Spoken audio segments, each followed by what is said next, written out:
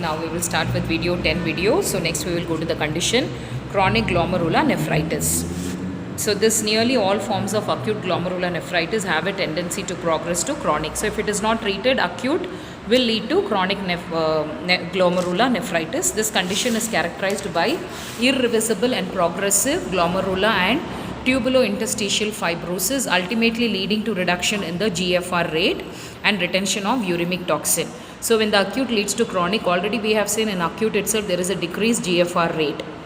So even here it will lead to tubulointerstitial fibrosis. There will be thickening of the interstitial cells in the kidney, okay, in the tubules, and ultimately it will lead to the reduction of the GFR and retention of the uremic toxin. So all the blood urea, nitrogen, nitrogenous waste will stay back in the body itself, so leading to toxin. So if disease progression is not halted with therapy, if it is not treated, then the net results are chronic kidney disease. Then it can lead to chronic kidney disease, end stage, ESRD. Okay, this is the last stage of the renal failure. Then cardiovascular disease. So kidney is associated with the functioning of the heart. So if kidney is not functioning properly, automatically it will also lead to cardiovascular disease. So chronic glomerular nephritis is the third leading cause and accounts for about 10% of all causes of chronic kidney disease. So if this chronic condition of glomerular nephritis is not treated, it is also said it is the 10% of all the causes that has led to chronic kidney disease.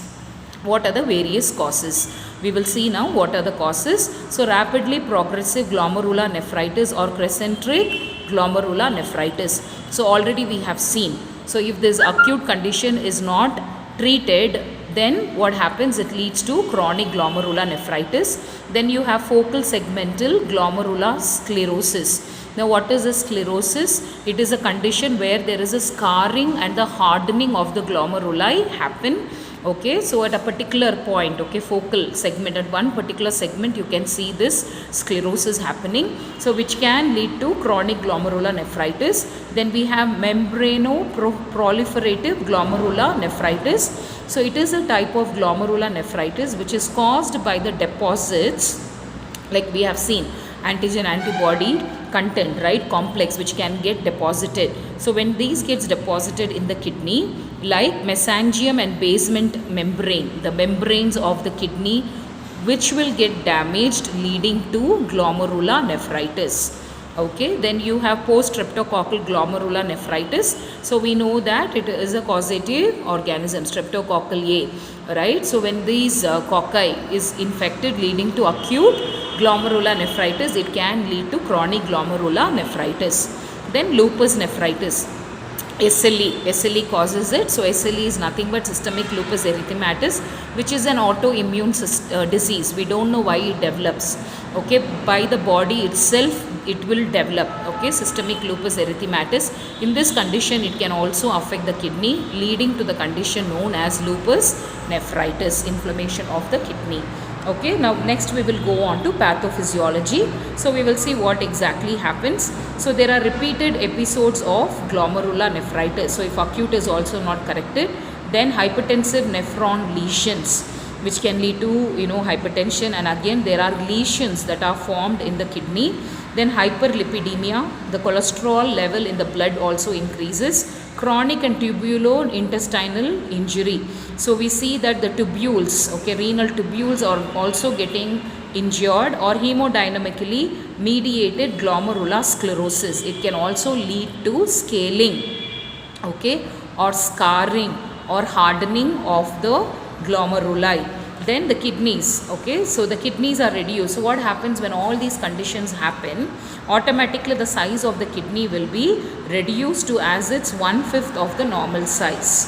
Okay, it becomes smaller. That is because the cortex shrinks to a level of 1 to 2 mm, sharing from irregular rough kidney surface area. So as the kidney shrinks, the cortex of the kidney shrinks, the shape also gets irregular, okay, and it becomes a rough kidney surface area, which leads to scarring of glomeruli and their tubules. Further, there is scarring of the renal tubules as well as the glomeruli. and thickening. Once scarring is happening, then there is a thickening of branches and the of radial artery. Okay, so it also leads, okay, to the kidney. All the arteries that is going also will get hardened. Then it leads to severe glomerular damage, leading to end stage renal disease. Okay, so this is the pathophysiology. Next we will see what are the clinical manifestation. So sudden severe nosebleed, when there is a sudden suddenly, or epistaxis, nose bleeding. A stroke can happen, a seizure, it can affect the brain. Okay, so we have to be very careful. Then feet are slightly swollen at night, it can be because of edema, loss of weight and strength, increasing irritability.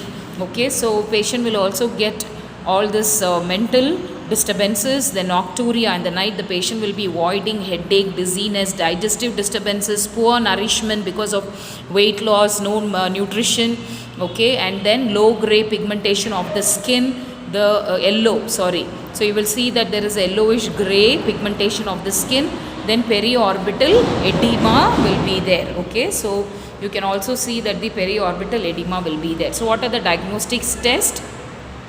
So we have to take history, we have to do history collection, physical examination, urine analysis, we have to do creatinine clearance. So we already seen what all you have to check. Creatinine clearance, total protein in the urine, urine concentration, urine specific gravity, urine red blood cells, urine osmolality has to be checked. So all these are the urine analysis that has to be done. Creatinine clearance, total protein in the urine, urine concentration, urine specific gravity, urine red blood cells, urine osmolality has to be checked.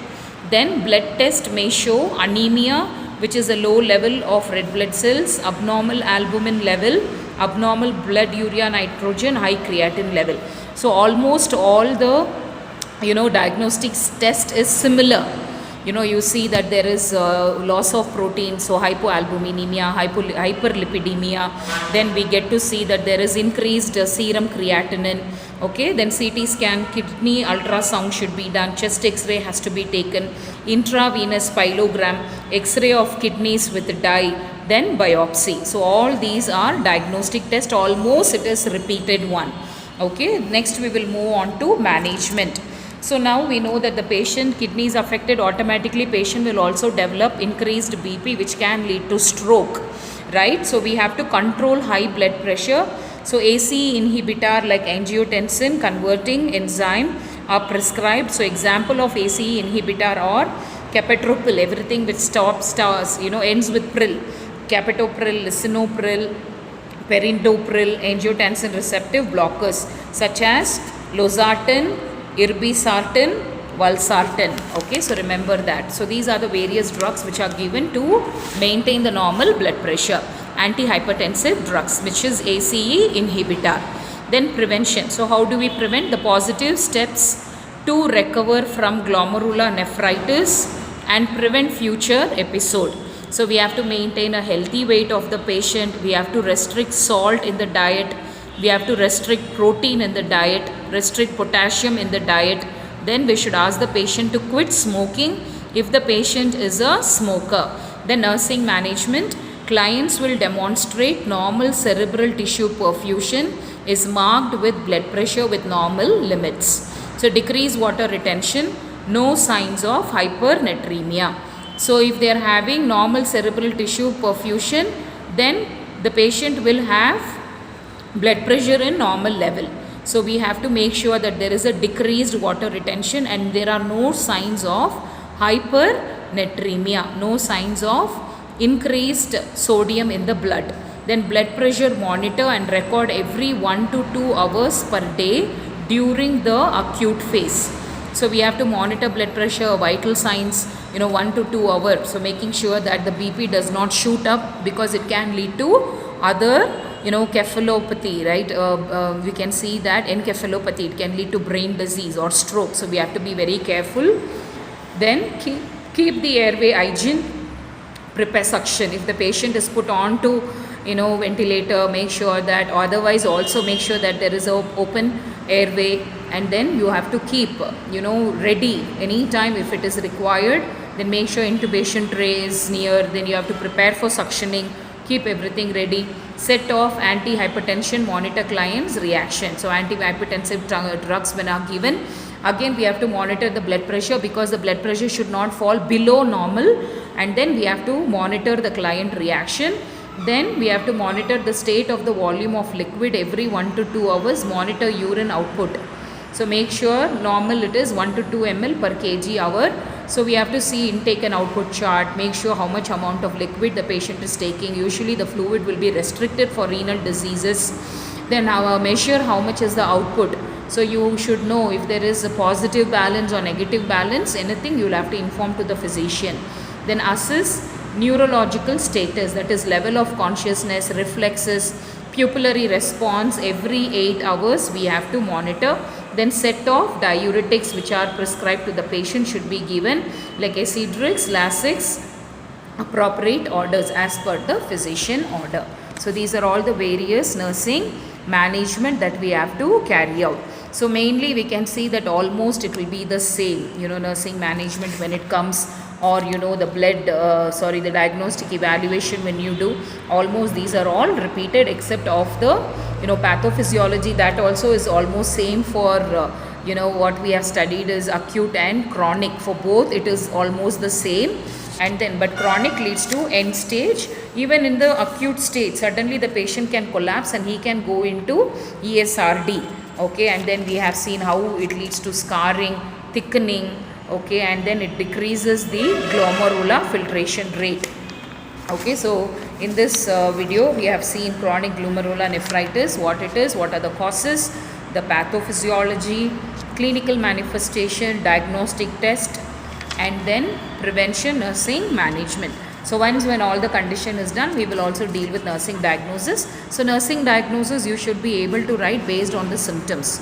If oliguria is there, then oliguria, then for what reason. Okay, so oliguria, less, that is a oliguria state where the patient is not, so oliguria related to acute glomerular nephritis or chronic glomerular nephritis. Okay, that you should be able to write. If pain is there, you should write pain. For UTI, if patient has got fever, then you should write hyperthermia, then oliguria, then pain, abdominal pain will be there, okay, related to infection. So you should be able to write. Then comfort of the patient also will be altered. So you can write discomfort related to pain in the abdomen. And then knowledge deficit, fear and anxiety. So every condition, at the end of every condition, you should be able to formulate nursing diagnosis based upon the complaints. So if there is hypertension, then that again it is secondary, right, related to glomerular nephritis or scarring of the glomerular tubules. Okay, so you should be able to write. So based upon the symptoms, try to formulate the nursing diagnosis after every end of the the condition. And mostly when you say renal disorders, the patient will be having almost the same kind of nursing diagnosis. So you should prepare. So when it comes to medical surgical, when it comes to endocrine it will vary, differ. Then if it comes to cardiac, almost everything will be same. So you should know set of diagnosis for cardiac system, for renal system, for neurology, like that you should be able to formulate, keep and write. So medical surgical as well as pediatric nursing, when you are writing, you should write with nursing diagnosis. So we will meet up the alternative day. Make sure the views are very less, so please go through the classes and keep it ready. Okay, go through the notes and study.